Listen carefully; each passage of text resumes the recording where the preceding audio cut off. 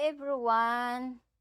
Sa karon nga adlaw maghisgot ko og kanos-a og asa gisuwat ang Biblia.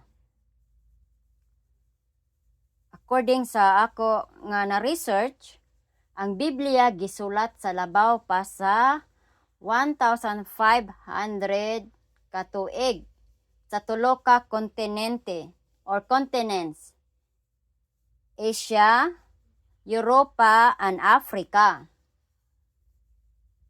Sa labaw pa sa 40 ka mga tagsulat.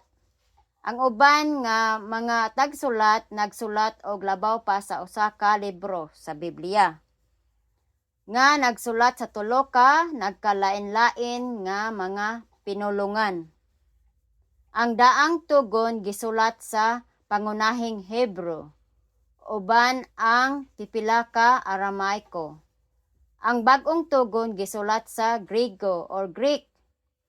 Ang labing sayo nga mga bahin sa daang tugon na itala mga 1,400 BC or before Christ.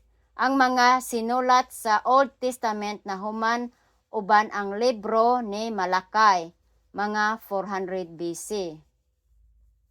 Ang libro ni Malakay gisundan sa usa ka hapit na 400 anyos nga panahon nga puwang sa dili pa magsugod ang bag-ong tugon or New Testament.